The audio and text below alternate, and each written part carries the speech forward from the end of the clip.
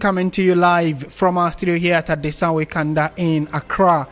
Coming up this evening, Customs and National Security intercept 12 trucks in major transit. Fraud said to be to cost the nation some 85 million Ghana cedis in revenue. We have details of what exactly these 12 trucks were carrying and why they intended to evade the state, where they intended to swerve and steal some 85 million Ghana cedi in revenue. Details in a moment. Also coming up, rising wave of terror in West Africa sparks urgent calls for regional and international action as Ghana Armed Forces assures border communities of improved security in the wake of recent attacks on Ghanaian traders in Burkina Faso. And later tonight, government releases 855 million cedis to pay cocoa farmers as majority backs sweeping reforms to revive COCOBOD. And finally, in the headlines, we have details as the majority in parliament says cocoa farmers must direct their anger at the NPP for what they describe as years of mismanagement of the sector. My name is Martin Asiedu-Dartey. We are live on 3news.com. That's our website. We are also streaming on Facebook and on YouTube. So do let us hear from you on the many stories we have lined up for you. Details in a moment.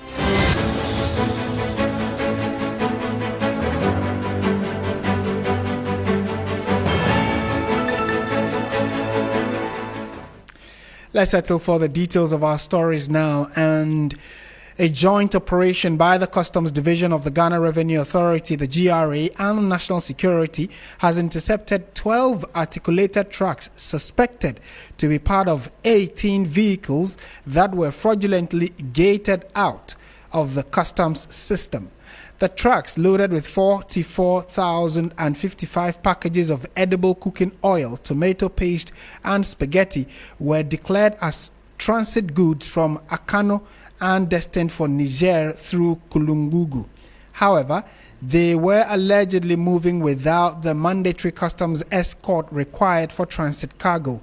Initial tax assessment estimated a loss of 2.6 million Ghana cedis, but a reassessment revealed the actual tax liability exceeded 85 million Ghana cedis, a significant potential revenue loss to the state. Deputy Finance Minister Thomas Ampem has described the development as deeply troubling, citing the scale of revenue leakage. He has directed customs to conduct a full-scale investigation and submit findings within 1 week. Let's listen to what exactly the Deputy Finance Minister has been saying. Then we'll speak to our man, George Queening, who has been following this story for us in a moment. They were intercepted deep in the night.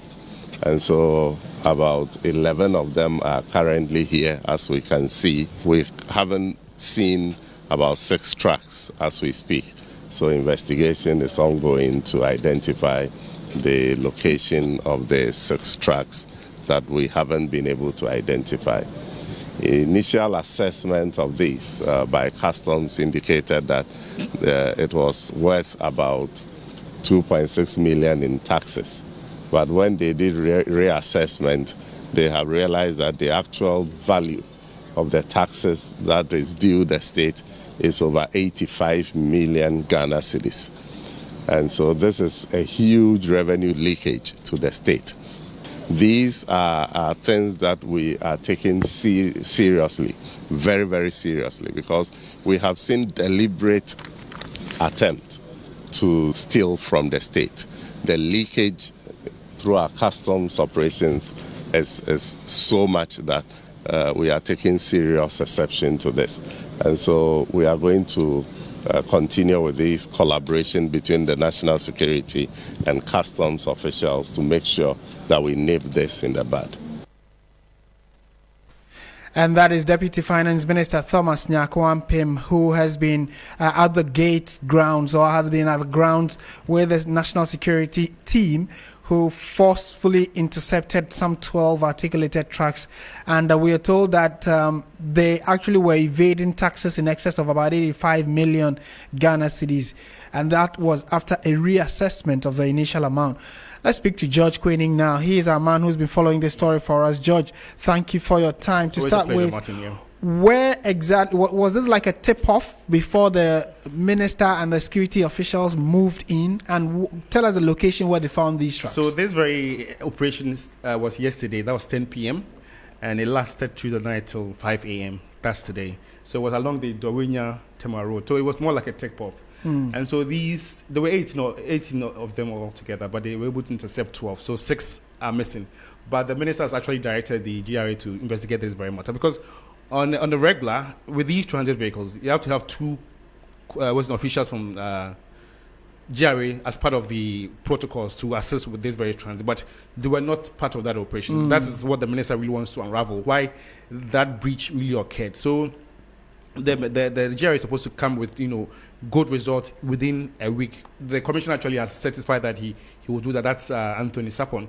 But one thing is, when you declare your goods as transit goods, the taxes you're supposed to pay will not be what you pay when you're actually bringing them to Ghana. That was meant to be. Yeah, so that's what it is. So they were trying to evade taxes worth 85 million. That's huge money. Martin. That's quite a substantial amount.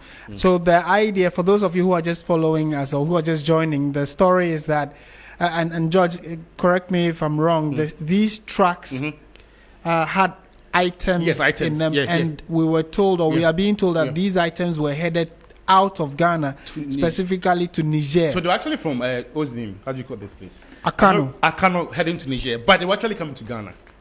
So they were. The destination is Ghana. But if you say it's transit, you pay some taxes. Okay. So when these people bring owners or beneficiaries of these goods, when they bring them to Ghana, they beat down the prices because they were not able to pay some tax. So it will actually affect businesses who are actually pricing real-time value. Exactly. You know what I mean? So it actually impacts negatively on other businesses that are thriving. Okay. And the trackers that were on the tracks were disabled. So if you have trackers on the track, GRA officials can monitor your movement, your route and all that. So they disabled it.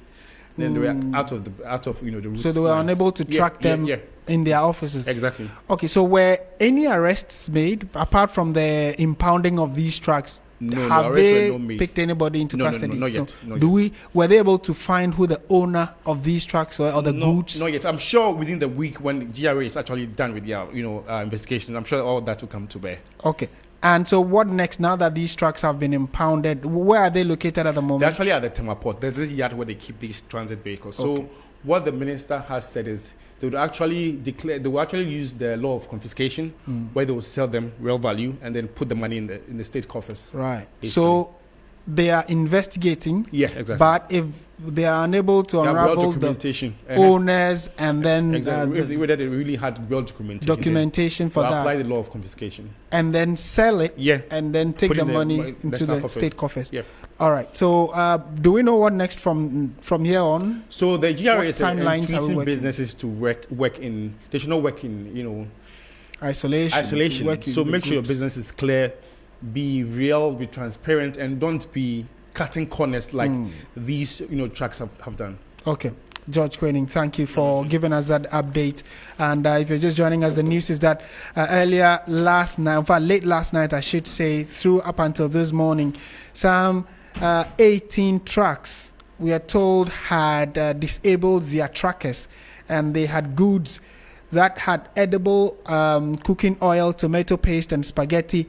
And of the 18 trucks, 6 of them are out of sight. They are unable to track where these 6 are, but 12 of the remaining 18 have been impounded by the state.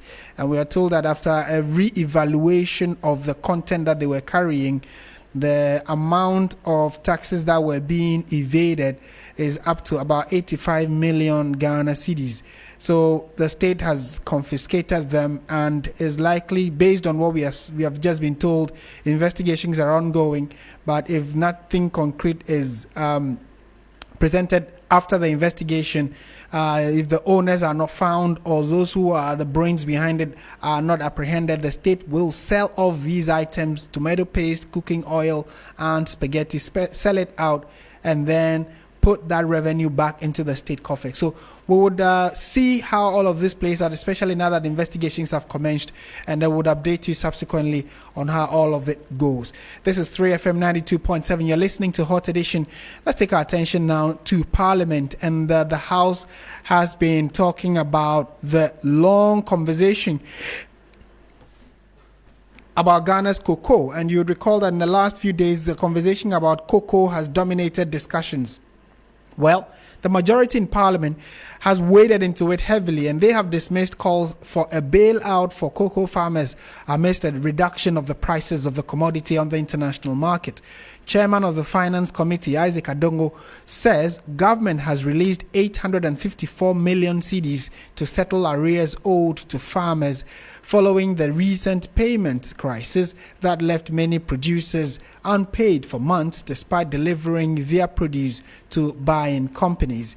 He has defended the measures, insisting they are necessary to restore financial stability and place COCOBOD back on a sustainable path. Let's listen to Isaac Adongo, who's been speaking to the media in Parliament. We have heard a lot of comments from our colleagues, and they have tended all of a sudden to pretend as though they are the people who love the people of Ghana, when Ghanaians were very clear that they were enemies of Ghana and didn't want them near the Flagstaff House anymore.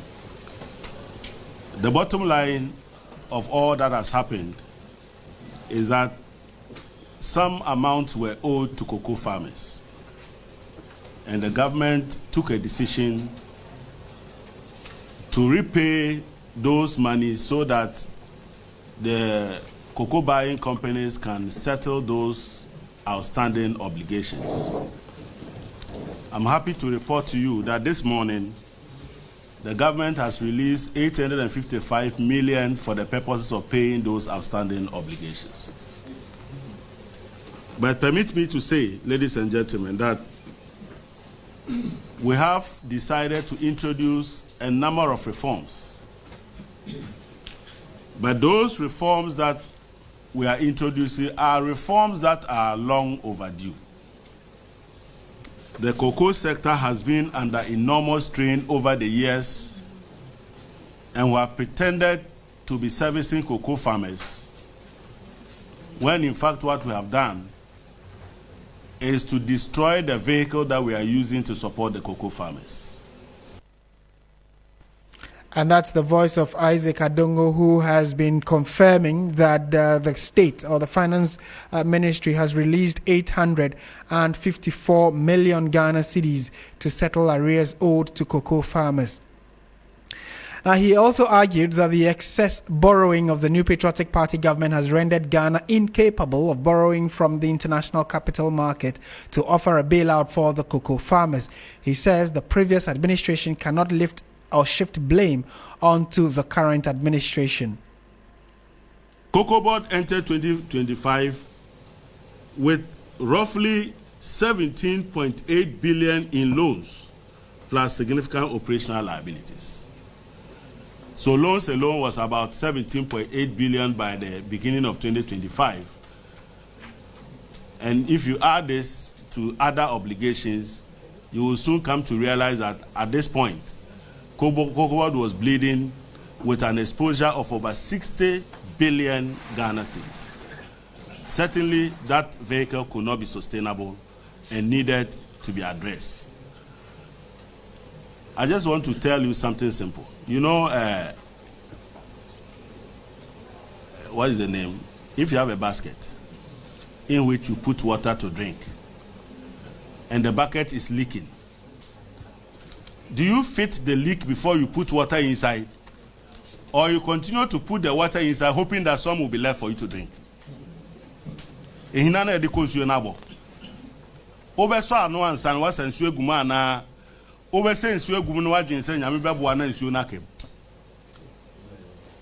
have 60 billion of somebody's money. It's not free money. You are not paying. And you are saying that we should continue to even go and borrow more. You know, maybe you don't listen to our people. These are people, even the common Bible, they read it in reverse. And these are the people advising us to go and add more debt when we cannot even pay 60 billion. And because we have kept quiet, somehow they think that these illogical arguments that they are advancing is what will save the people of Ghana. We are resetting the cocoa sector. And in conclusion, before we speak to Christian Yali, our correspondent in Parliament who sat through this press conference, Mr. Adongo also argued that the excessive borrowing of the New Patriotic Party is to blame largely for that, and said the majority maintains cocoa farmers are ultimately better off under the new measures, yet they are also calling for lashes for the officials of the erstwhile NPP government. When COCOBOD had 286,000 bales of jute sacks sitting at the port, they only went and cleared 91,000 of them and left the rest at the port. Meanwhile, they also had 75,000 bales of jute sacks. So add that to what is in the port. They had enough to last them another 3-4 years. But just a few days before they left office, they went and contracted and paid 48 million to bring in 80,000 bales of jute sacks. These are reckless people. If it was possible in the days that we were shipping people, these are people that will have to line up and tell cocoa farmers it is the conduct of these people that denied the government of Ghana the resources to properly take care of you at this point in time. So that we'll give everybody a cane. Cocoa farmers will ship you in tow. Then we will know who is at fault. But these are the type of people, because they can sing and dance more than everybody. Sometimes they tend to think that when they tell the same lie many times, it becomes the truth. If Ghanaians were not vigilant, I'm sure one day they would have told us that Psalm 23 has 118 verses. And that when you get to Psalm, you get to 118, you don't proceed to 120. You rather come back to 20. Or is it 20, 22? Yeah. But you people are very vigilant. You won't go and quote the Quran. You go and enter space anyway. Right, so that is the Member of Parliament who is also on the majority side and is currently on he's currently the chairman of the Finance Committee, Isaac Adongo, addressing or giving the majority's position on the cocoa statement or the cocoa cases that have dominated public conversations in the last few days. Let's speak to our parliamentary correspondent, Christian Yali. Mr. Yali, good evening. Thank you for joining us on 3FM. Thank you, Martin. So what was this press conference largely to react to what the NPP had been saying, or it was largely to just state government's position on how they are solving the problem? Martin, I would say that largely it was to react to some of the concerns that the New Patriotic Party, especially the minority caucus, has been raising. You would understand that or recall even that from the very beginning of this week on Tuesday, one of the major issues that the minority propagated in the chamber and in a number of press conferences has been the demand for government to restore the farmgate cocoa producer price to at least 3,625 cedis per 64-kilogram bag, which they say was the amount the current government inherited. And so if anything at all, if government is unable to adjust prices upwards, they shouldn't rather downgrade the prices that cocoa farmers are to receive, what they have predominantly termed as a haircut given the cocoa farmers. So even before this, I earlier in the week had an engagement with the chairman on the Food, Agriculture and Cocoa Affairs Committee on the majority side, who equally took time to explain why we are at this stage as a country in the cocoa sector. But I realized that because now most of these issues have been transmitted more or less to the finance ministry, the chairman of the finance committee, Isaac Adongo, also sought to officially also state the position of the finance committee, because you realize that, Martin, the other issue about the Cocoa Road project, which, largely has been blamed for the current crisis because you have about 23 billion cedis of commitment that the previous administration made towards the Cocoa Road project. And so COCOBOD in and of itself is believed to have lost focus by failing to concentrate on production and supply and now shifting its attention towards COCOBOD project, for which reason many have cited for the current situation that we find ourselves in. And so that whole project of the COCOBOD has now been given to the Ministry of Roads and Highways, especially under the Highways Authority and Urban Roads and the rest of them, to manage, so that COCOBOD can focus its attention on its core mandate of production and supply. And so the Finance Committee has also stated that position. In fact, that press conference also had in attendance the Deputy Agric Minister, John DeMello. We had the Chairman on the Economy and Development Committee also there, as well as the Chairman on the Food, Agric and Cocoa Affairs, Martin. Right. So he mentioned an amount of money that has been released for the payment of the arrears. He says 854 million cedis. Do we know whether this has already hit the accounts of the institutions that are to pay these farmers? Did he give any further explanation as to the amount? We did not get that exact explanation, but Martin, as it were, once government releases this amount, the 854 million or nearly 55 million cedis that we are quoting right now, it will go to the licensed cocoa buying companies, the LBCs, who directly buy the cocoa or the cocoa beans from the farmers and then distribute to the various facilities or companies for onward sales. And so it is expected that this amount would hit the account of the various LBCs who deal directly with the cocoa farmers. And so, but already the report that I have taken from other platforms even indicates that some of the cocoa farmers have begun receiving a disbursement of this amount. But Martin, the other worry for Isaac Adongo is the fact that when you look at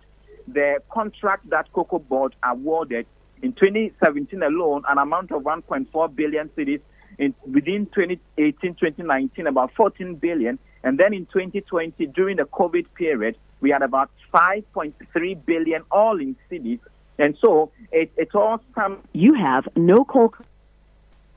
Unfortunately, we have lost Christian Yali on the line because we ran out of the capacity to hear him loud and clear from Parliament. But he was just wrapping up the position he was sharing with us regarding what the majority's position is on the current cocoa debacle and the back and forth. Now, many of you would argue that it is important that, having been Ghana's economic backbone for several years, we need to decouple political name calling and tagging from issues of cocoa, because over the years, well more than 4-5 decades, cocoa has been a mainstay for a lot of farmers, and then also the fact that they have helped the Ghanaian economy to keep afloat and even thrive under certain circumstances. So it is important that as a country we stop politicizing issues of cocoa and issues that are the bread and butter issues of every day.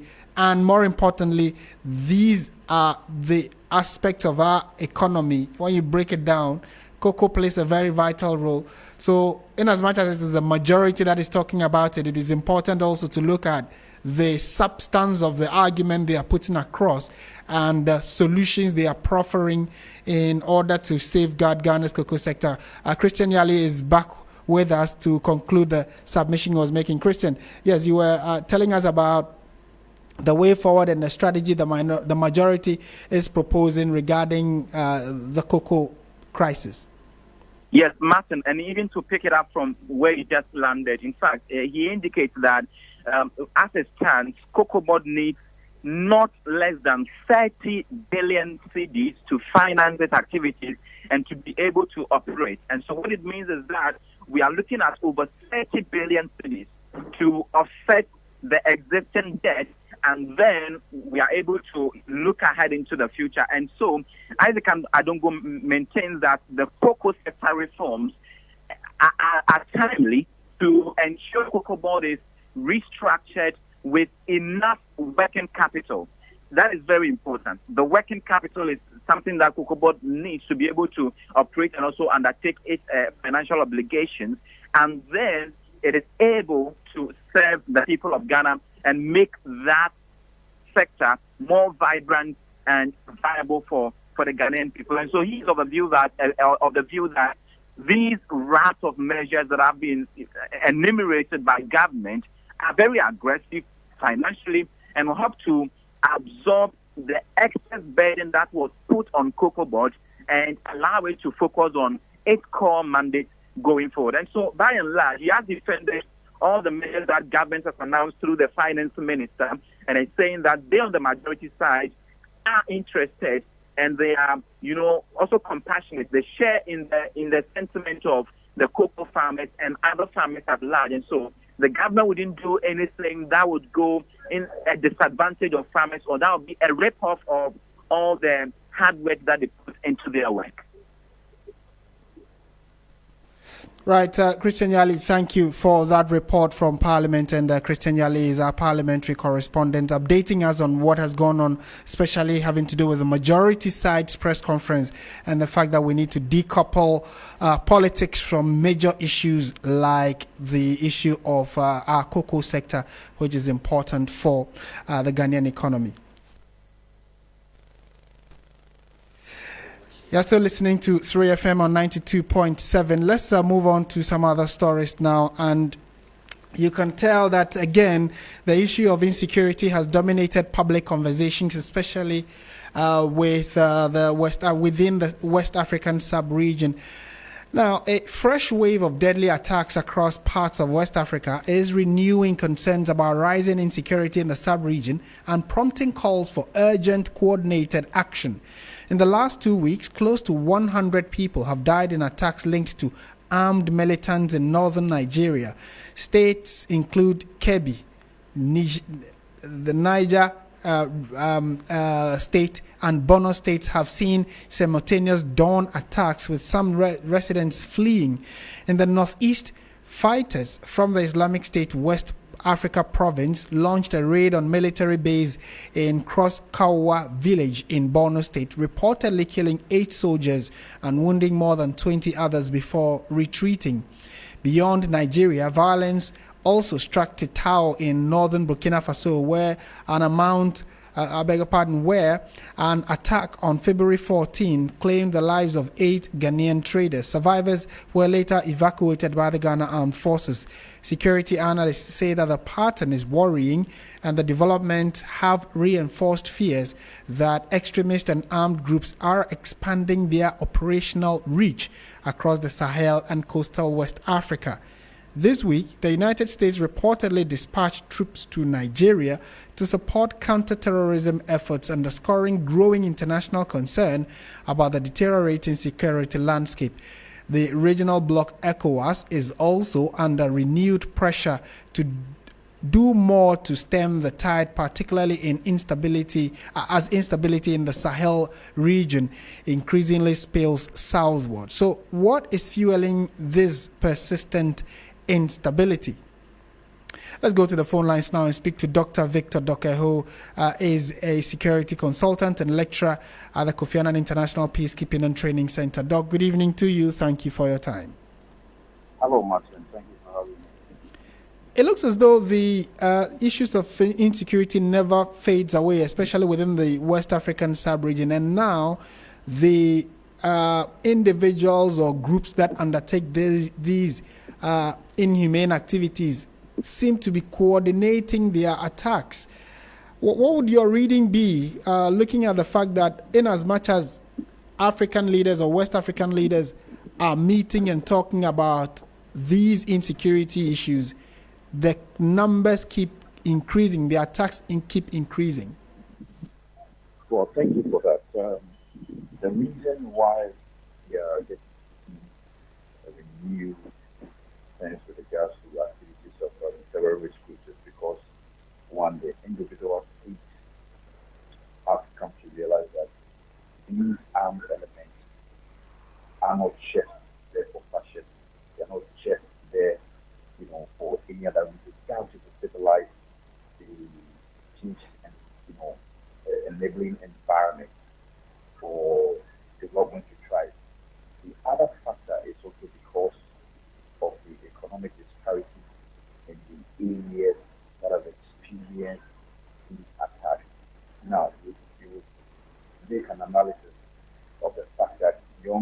who don't have any kind of employment opportunities, advantages in those areas would easily be radicalized as well an armed group, okay, affiliated to those outside the component for activities such as this. The economic factors are one, lack of development are another. The issue about security measures we put in place.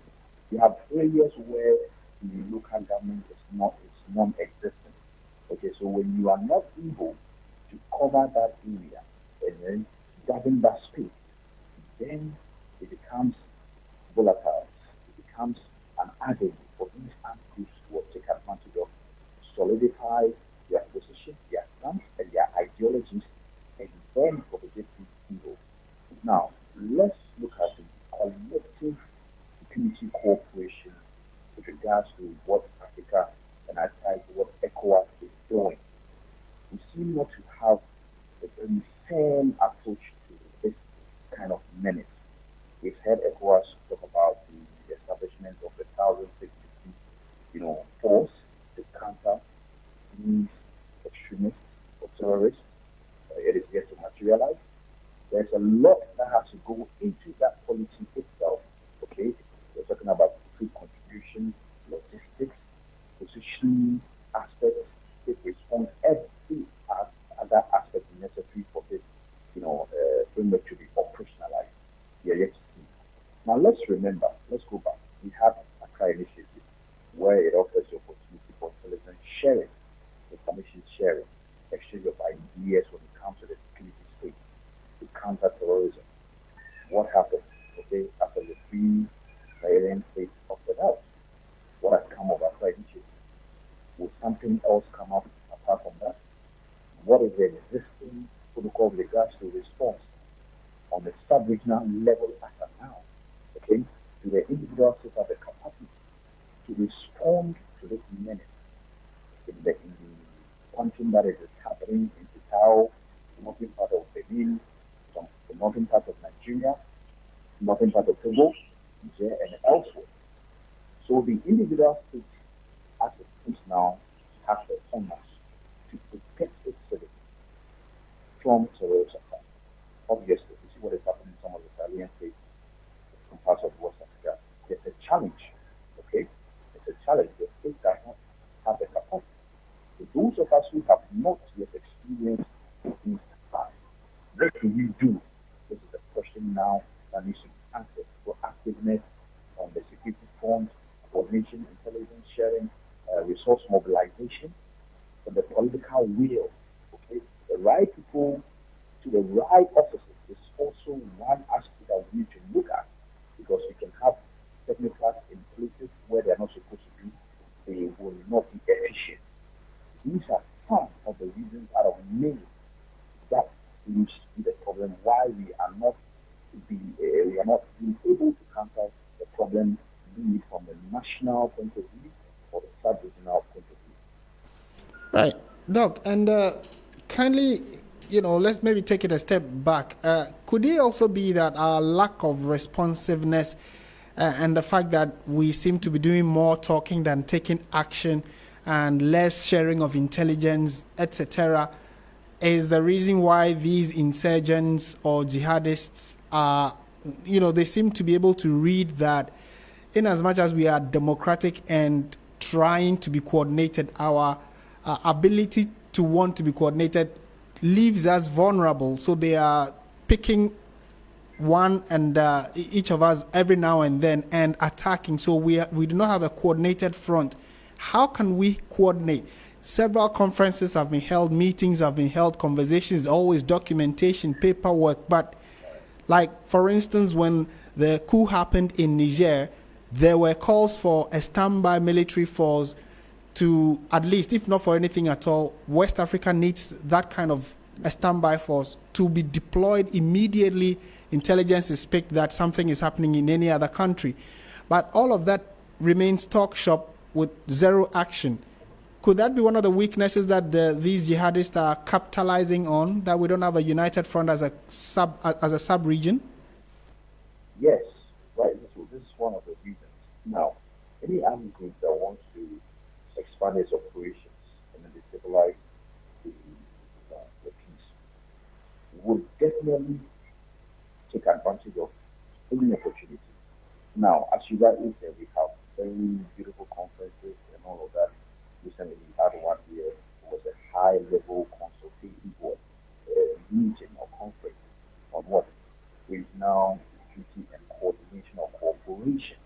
What comes out of this, one of the many conferences that have been had on security, on counter-terrorism, building our security fund, building our many units to counter these insurgencies. Okay? The frameworks, the recommendations that have come out of all these conferences are supposed to be put together and implemented. One of the reasons also being that we've not been able to implement these very robust, good recommendations to make it fruitful or bring it to fruition, to establish a very robust mechanism to counter terrorism. It's one of the reasons. So it ties to the political wheel. Okay? We have different heads of state, different military leaders, ministers of defense coming together, deliberating, and what happens after that is the question. I think we need to move from the rhetoric as we gradually take up and start actionable implementation of recommendations and ideas. If we don't do that, then it means that we are just creating more avenue for these armed elements to have what? More room and then take up more grounds. Okay? It may be Kitao next time. It may be Kitao now, but we don't know what's going to happen next time. So we need to enhance that interstate collaboration, that interstate coordination when it comes to the security front to tackle this menace. Other than that, we will be in for a very tough time. We need the mechanisms that have been existing, like the initiative and whatnot, that has been defined now. We need to revive them. Aside that, can we have something different? That's what we need to look at. And you've rightly put the nail on the head. I think from now onwards, the actions that we take will determine whether we are successful in the fight against terrorism or not. Okay. And Doc, maybe finally, before you take leave of us, Ghana, this is the first time in probably since jihadist attacks began, especially within the West African sub-region, that Ghana has been directly affected. Although the attack was not in Ghana, Ghanaians have lost their lives, 8 individuals. What can we as a country do? Maybe not necessarily within the sub-region, but as a country, how can we ensure that first of all, we prevent any such attacks from happening, and or if they do happen, the impact wouldn't be as deadly as it was a few days ago? Okay, so let me use the Total case as an example.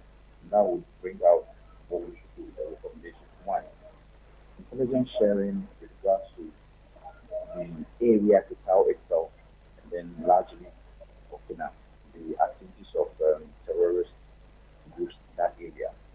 What intelligence came out from the mission or embassy to Burkina to Ghana counterparts for us as citizens or the traders to avoid the privy to, for us to know that area A is not what good or safe to go to, area C and D is okay for us to go. That interagency collaboration wasn't there. Apart from that, on the military front, the military intelligence, we pick up any intelligence with regards to how our traders will be able to avoid certain areas. So just to give an overview of what we need to do, intelligence sharing needs to be efficient.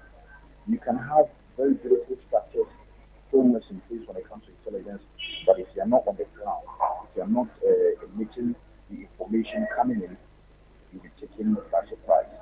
We need to make sure that the right people are at the right places. We need to invest resources, okay? You can't take intelligence when you don't have the up-to-date technological systems to help you transmit information, analyze information and data for you to respond effectively, okay? Capacity building for the men, not only the men in uniform, but those who are the forefront, training,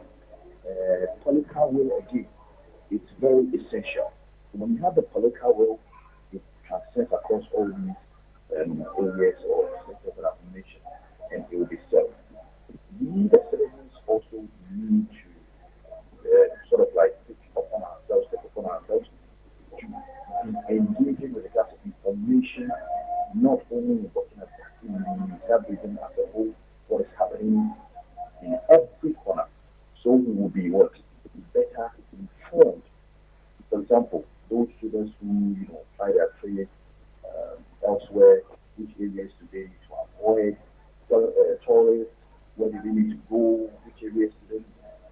I mean, all these things have to be factored in. That is what we can do as citizens for ourselves to take that, to protect ourselves. But apart from that, the state has a bigger responsibility in protecting its citizens. They are the foremost responsibility when it comes to the protection of security. So the state has to be seen to be coordinating every aspect when it comes to curbing terrorism or any other threat. And here, Martin, I tie these recommendations to the fact that we need to have a Minister of Defense ASAP. Why do I say so? That leadership back in there is not good for us. The representation for that office is essential in coordinating activities of every security agency. Right. Okay? It is very essential that we have a representative that will coordinate, interdepartment meetings, ideas, even with the foreign counterparts, for us to be able to learn lessons and know what is happening elsewhere. We need to, as a matter of fact, call on the president and to appoint a substantive minister of defense as soon as possible. And coordinate activities of the security force. Right. Dr. Victor Dockett, thank you so much for your time this evening and your thoughts on these issues. And he is a security analyst and also a lecturer at the Kofi Annan International Peacekeeping and Training Center, Dr. Victor Dockett there. And the latter part of his submission, where he is calling for citizen participation in sharing intelligence, is very crucial, especially on the back of the fact that it is individuals that are involved that unfortunately some of them lost their lives, and based on information we are picking up that they had prior notice that some of these jihadists were planning to attack. If that information had been shared much earlier, it's likely that we could have prevented the deaths of individuals who were said to have been involved in this. And unfortunately, we have lost 8 Ghanaian lives to something that many thought was far away from us. Well, as we speak, the matter of the insecurity in the sub-region and the recent attacks on some 8 Ghanaians, plus how it is going to affect the daily lives of business owners who go to Burkina to ply their trade, buy tomatoes, etc., is back on the floor of Parliament for discussions. Let's join that feed and hear what exactly the MPs are saying. Was conducted, and what enhanced security and safe passage mechanisms were activated in these places, knowing very well the situation and the threats we have in this country. And it comes at a time where for 7 months we have no substantive defense minister who will lead these bilateral arrangements to ensure that these adequate security arrangements are put in place to protect our citizens who travel to Burkina Faso. I want to again point out another failure on the part of the government. Even when the crisis occurred, the government failed to offer coordinated government response.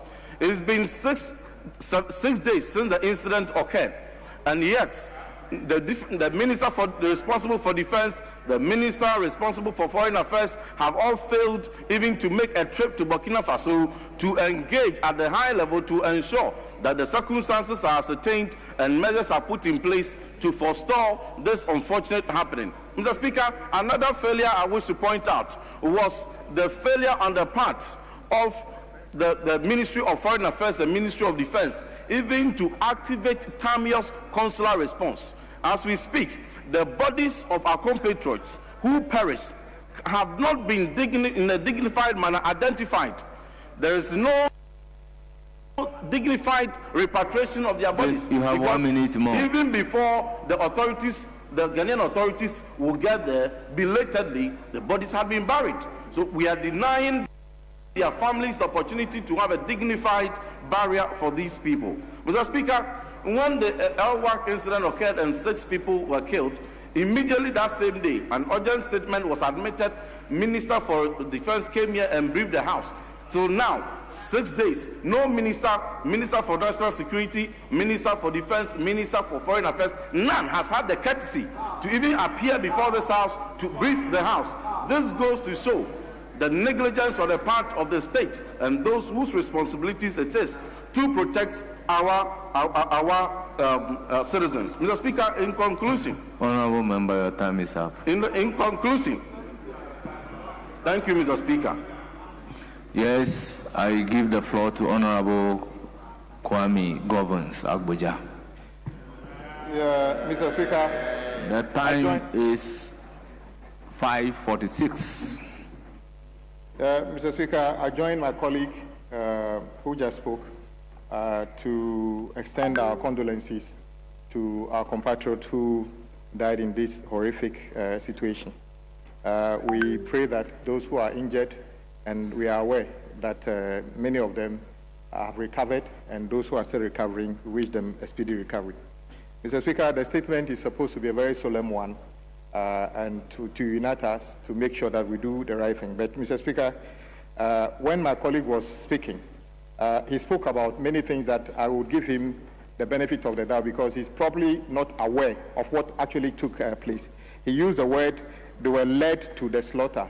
Mr. Speaker, no Ghanaian was led to the slaughter. My colleague is a reverend minister and knows very well that nobody was led to the slaughter.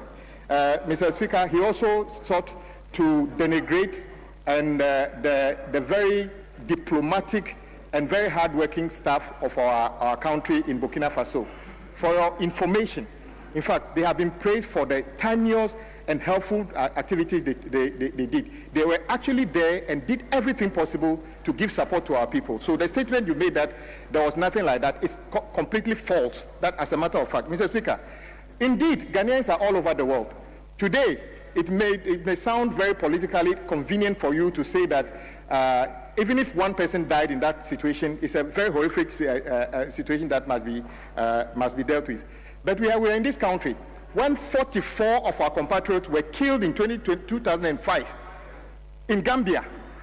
You were expecting that President Kufuor should have made sure that those 44 people should have had people escorting them around Gambia. So let us separate politics from some of the realities. What happened was wrong. It is a terrorist situation, and I know from the briefing I had was that our country did whatever they could, and we are still working with people to make sure that the rest of the people in Burkina Faso are protected. But, Mr. Speaker, just to say that some of the things that happen in our country cannot be political. And I want to caution all our colleagues that whilst it may sound, and the use of the words like were led to what, they should have been escorted, how do you call it? They should have been given travel advice and everything. Mr. Speaker, even when you travel to, how many of us here on both sides, when we travel even into countries that we call safe, how many of us here entered United Kingdom or United States and reported to our mission that we are in those countries? We don't do it. Otherwise, show us evidence that when you travel. So, Mr. Speaker, it is easy. You travel across the globe. How many times did you report yourself to the mission? Mr. Speaker, yes, our compatriots went to Burkina Faso to trade in tomatoes and other things. Unfortunately, the problem between Mali and Burkina Faso, the area where the thing happened was clearly an isolated place that terrorists have operated there before. So it is not as if it is something that has happened which is a fault of nobody. So I was going to say to my colleague that please, families are still grieving. Families are still trying to nurse injured members. So let us be very careful the way we speak about these things. And I'm waiting to hear how the former defense minister would have handled that in the past. How that former defense minister, in fact, you said that because we didn't have a substantive minister. Under President Kufuor, we had a substantive minister, yet 44 of our compatriots were embedded in Gambia. So it is not about whether we have ministers or not. So let us be guided. 1 minute more. Thank you, Mr. Speaker. I take the opportunity again to wish the families of the deceased our condolences and pray that those who are injured recover fully, and so that the ties between our neighbors, Burkina Faso and other things, we need to strengthen these ties to make sure that we work against terrorists wherever they operate in our country. Thank you very much, Mr. Speaker, for the opportunity. I'll give the floor to Honorable Abu Jinapo. The time is 5:50, so you stop. Thank you, Mr. Speaker. 5:55. Mr. Speaker, let me join my colleagues to express our condolences to the family. And very quickly, Mr. Speaker, to throw light on what the Minister for Roads have just said. Mr. Speaker, countries across the world give travel advices. The United Kingdom does it, the United States does. In fact, our government, President Mohammed's government, after this incident in Burkina Faso, has issued a travel advice. So it's very normal for governments to issue travel advices. Mr. Speaker, what happened in Gambia was unfortunate, and indeed, this is the second time Ghanaians have been murdered in such circumstances outside the shores of our country. Mr. Speaker, but it has to be distinguished. This is a terrorist attack. What happened in Gambia was not a terrorist attack. Mr. Speaker, that is why leading security experts such as Dr. Kwesi Emmanuel Bombandi, Vladimir Nchidanso have indicated that what happened in Burkina Faso should be a huge wake-up call to the Ghanaian national security apparatus. And Mr. Speaker, we should not belittle this matter. This House should pay particular attention to what has happened in Burkina Faso. This is a major security breach. On a daily basis, our compatriots travel to Burkina Faso, to Togo, to Cote d'Ivoire. It's their daily existence. And therefore, if tomato sellers, marketers, and traders have been murdered, tomorrow it could be students. Tomorrow next, it could be other group of Ghanaians. And therefore, Mr. Speaker, across the divide, we should agree that the demands the minority have made, that we should have a bipartisan inquiry into this matter, should not be belittled. This is a major wake-up call to the national security apparatus of our country. Mr. Speaker, what will the Minister for Defense, the Honorable Dominic Netewol, have done differently if he had the opportunity? Mr. Speaker, I want to indicate to my friend, the Minister for Roads, that what the Defense Minister would have done is exactly what he did when President Akufo-Addo was in office. The Accra Initiative. The Accra Initiative was a major initiative by the Akufo-Addo administration, which brought the countries along the coast, Ghana, Togo, Benin, and Nigeria, and which co-opted Burkina Faso, Mali, and Niger. And Mr. Speaker, in all modesty, as Deputy Chief of Staff and Minister for Lands, when I had the privilege to sit in the National Security Council, I saw at first hand the work the Accra Initiative did, which ensured that we had sharing of intelligence, which ensured that we collaborated with our neighbors, which ensured that we had robust mechanisms to prevent, to preempt, to protect, and to respond. And that is why, Mr. Speaker, for 8 years, not even one soul of our compatriots was lost in Burkina Faso. Mr. Speaker, the second thing the Akufo-Addo government would have done, and the minister asked that question, is that, Mr. Speaker, we will not align in the conflict in Burkina Faso. We will continue to be leaders in ECOWAS, and we will continue to support legitimate governments across the West African region. But we will be careful, Mr. Speaker, not to portray our government in a manner which will make our citizens targets. Mr. Speaker, security experts indicated immediately the president of Burkina Faso, General Ibrahim Traoré, became a special guest at the inauguration of President Mahama. And I'm not saying it. Security experts indicated, Mr. Speaker, that Ghanaians were going to become targets. And indeed, these traders, Mr. Speaker, let's ask ourselves the fundamental question. These traders are not combatants. These traders do not play any role in the conflict in Burkina Faso. These traders do not pose any threat. So why were they attacked? Mr. Speaker, I think our friends from the other side should agree with us for us to have this bipartisan inquiry, to assemble the facts, and to have the situation unraveled in a bipartisan and objective manner. Mr. Speaker, because I want to indicate that the allegation or suspicion other security experts have posited, that it is because Ghana is seen to be aligning with the government of Burkina Faso, our citizens have become targets. Let us establish that allegation to be true or not. I am not insisting that it's true, but we need to find out the truth. So I conclude by indicating that this is beyond politics. This is beyond MPP and NDC. We've never had this before. This is unprecedented. This is a major wake-up call to the security architecture of our country and to the Parliament of Ghana. And therefore, let us set up this bipartisan committee of inquiry. Thank you very much, Mr. Speaker. Yes, Honorable Atamils. You have the floor. Thank you very much, Mr. Speaker. I know this is a very sad thing that has happened to our members in Burkina Faso. But just to answer some of the questions over there. Your time is 5:55, so you stop. Thank you. Exactly as the killings are avoidable. the killings are avoidable. But let me remind you something. Let me remind you of something. Your former flag bearer, who's now your new flag bearer, went on TV and said the best thing he has ever done in the north was the Palugu Dam. This Palugu Dam was supposed to help us irrigate some land.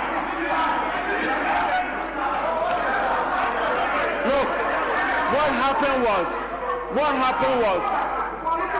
we spent 12 million US dollars, and we don't have anything to show.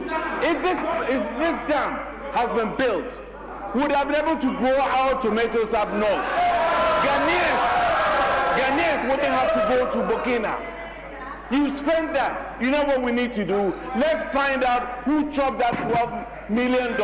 Honorable Atamis, you have done 1 minute. Block over there. Honorable Atamis, you have done 1 minute. So, thank you. Yes, Minority Leader.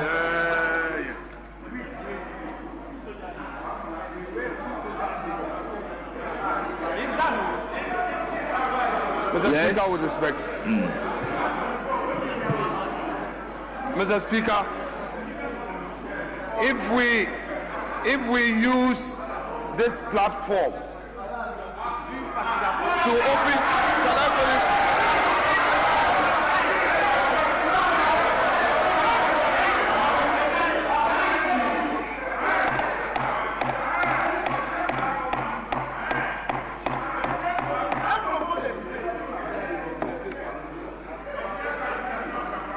Yes. Mr. Speaker, this is a statement that deals with matters specifically mentioned in the statement. Mr. Speaker, if the Honorable Atta Mills, enjoying that privilege as a member of the House,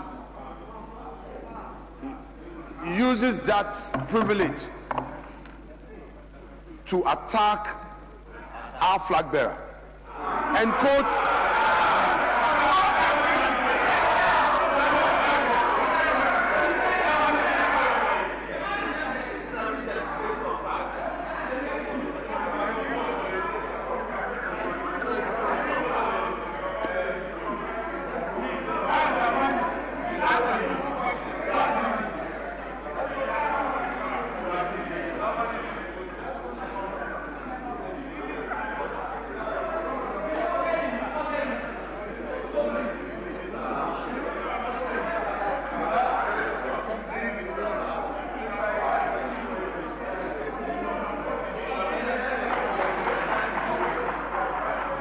members, order. Let there be order. Mr. Speaker, I would want to invite the chair to order that aspect of the submissions that sought to quote the flag bearer of the MPP, and Mr. Speaker, and to attribute comment one unrelated to the subject matter in issue,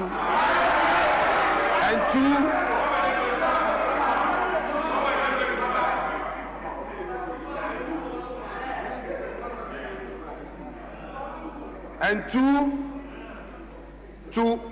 impute improper motive. Mr. Speaker, time and again, even in admitting statements, you have had cause to caution and even to edit situations where His Excellency the President's name has come under reference in statement, and this side has respected that. Mr. Speaker, they are our leaders. Let us be fair, because as soon as that Pandora box is allowed to be open, no, Mr. Speaker,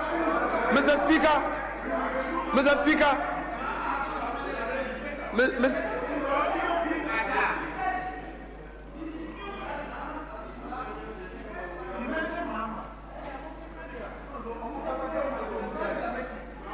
Speaker,